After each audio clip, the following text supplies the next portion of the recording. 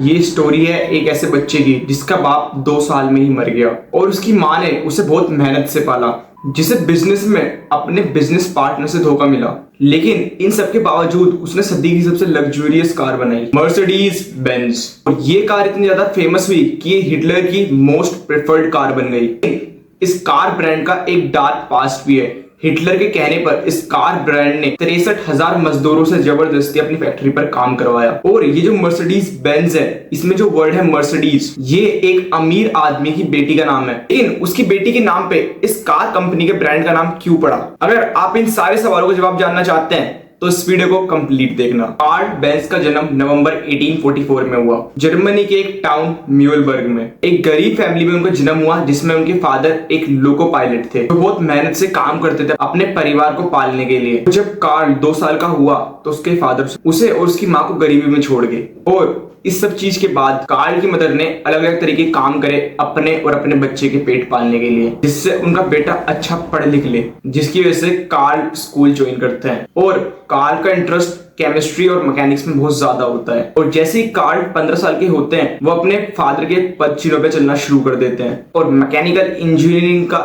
Entrance exam देते हैं, जहाँ पे वो एक ऐसे टीचर से मिलते हैं जिनका उनकी लाइफ में एक बहुत बड़ा रोल रहा, फर्डिनेंड रेडेनबेकर। यही एक ऐसे प्रोफेसर थे जिन्होंने पूरी मैकेनिकल इंजीनियरिंग को बदल के रख दिया। और उन्हीं की टीचिंग में बेंज ने हॉर्स कैरेजेस बनाने शुरू कर दिए। और वो खुद भी एक बाइसिकल राइडर थे और अपनी बाइसिकल के साथ साथ वो इन सब चीजों को मैनेज करते थे। और उन्होंने सोचना शुरू कर दिया कि क्या मैं भी एक व्हीकल बना सकता हूँ। लेकिन उससे पहले भी बहुत सारे इंजीनियर्स ने ट्राई करा था अलग अलग व्हीकल्स बनाने का, ऑटोमोबाइल इंडस्ट्री को स्टार्ट करने का। और उनमें से कुछ लोग सक्सेसफुल भी हुए, बट ये फुली प्रैक्टिकल व्हीकल्स नहीं थे। और कार्ल ने ये चीज देखी कि जो मोस्ट ऑफ द व्हीकल्स हैं जो बन रहे हैं, ये स्टीम इंजन पे चलते हैं। प्रोफेसर की गाइडेंस के अंदर उन्होंने एक नया व्हीकल बनाने का सोचा, टोटली डिफरेंट कॉन्सेप्ट के ऊपर। स्टार्टिंग में बहुत सारे लोग उनके विजन पे हंसे, लेकिन उन्होंने अपने विजन को भी नहीं छोड़ा। उन्होंने कहा था कि ये चीज होके रहेगी, बस ये चीज कुछ टाइम लेगी। और अपनी यूनिवर्सिटी से ग्रेजुएट होने के बाद 19 साल की उम्र में बेंज ने अपने 7 साल अलग अलग इंजीनियरिंग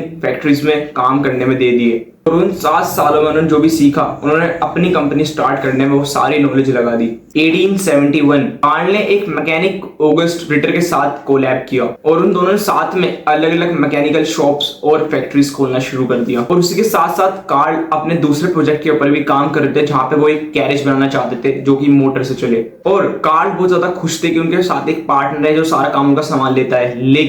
लेकिन कार्ल के उसी पार्टनर ने उन्हें धोखा दे दिया। और उसी टाइम पे कार्ल की लाइफ में एक विमेन भी थी, बर्था रिंगर, जो कि कुछ सालों बाद उनकी वाइफ बनने वाली थी। एक अमीर फैमिली में उनका जन्म हुआ, लेकिन उस लड़की के घर वाले शादी करने के लिए खुश नहीं थे, क्योंकि कार्ल के पार्टनर ने उन्हें अभी ही धोखा दिया था। इसी वजह से उस लड़की के फैमिली ने कार्ल के मोस्ट ऑफ द शेयर्स खरीद लिए थे और दोनों के ऊपर एक तरह से काबू पा लिया था। लेकिन उन दोनों ने साथ में काम किया 10 साल तक और बिजनेस को संभाल के रखा। लेकिन इसके बाद कार्ल ने बहुत अलग अलग तरह के डेवलपमेंट्स करे और इन्वेंशंस करे। गैसोलीन 2 स्ट्रोक इंजन 1879 में उन्होंने बनाया। और ज्यादा पैसा कमाने के लिए उन्होंने अपने सारे इन्वेंशंस को पेटेंट करना शुरू कर दिया। और इन सब इन्वेंशंस के साथ साथ कार्ल अपने ड्रीम के और ज्यादा पास जाते जा रहे थे। और उन्होंने अपने बिजनेस के लिए और ज्यादा प्रोडक्ट्स बनाने शुरू कर दिए जो वो बेच सकते हैं। लेकिन जैसे उन्होंने सोचा था वैसा उनका बिजनेस नहीं जा रहा था।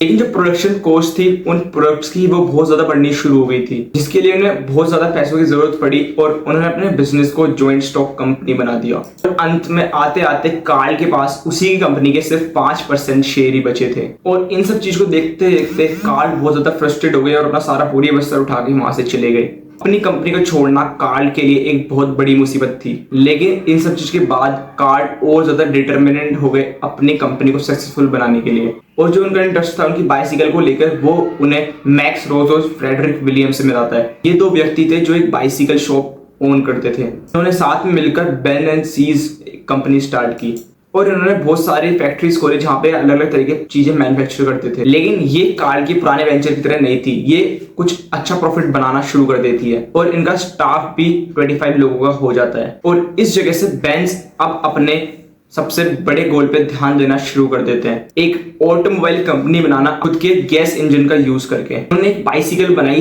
3 टायरों वाली जो गैस इंजन से चलती थी, जिससे लोग बहुत ज्यादा इंप्रेस हुए।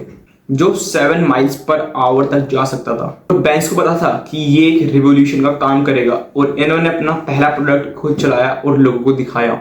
बहुत सारे लोगों ने इसमें इंटरेस्ट दिखाया, बहुत सारे लोगों ने सोचा कि इन्होंने कैसे बनाया और बहुत सारे लोगों ने इन्हें मना करा इसे रोड पे चलाने के लिए कि कहीं ये फट तो नहीं जाएगा। और बहुत सारे लोगों ने ये भी सोचा कि क्या बेंज कोई शैतान तो नहीं है जिन्होंने एक ऐसा व्हीकल बनाया है जो कि बिना किसी जानवर के इस्तेमाल के चलता है। तो कार्ल के बिजनेस पार्टनर से उनसे कहा कि इस मशीन को कोई क्यों नहीं खरीदेगा, और उन्होंने बताया कि ये बिना किसी जानवर के चल सकता है, फ्यूल के साथ चल सकता है और ज़्यादा टाइम तक चल सकता है। और उन्होंने बताया कि ये एक रिवोल्यूशनरी इन्वेंशन है। और 1888 में उन्होंने इसे बेचना शुरू कर दिया। इन सब चीज़ों में उनकी वाइफ ने भी उनका बहुत ज़्यादा सपोर्ट किया, जो उनके साथ ही कार्ल ने जब इसमें बहुत ज़्यादा इंप्रूवमेंट्स करे उसके बाद भी लोग कार्ल का विजन नहीं समझ पा रहे थे।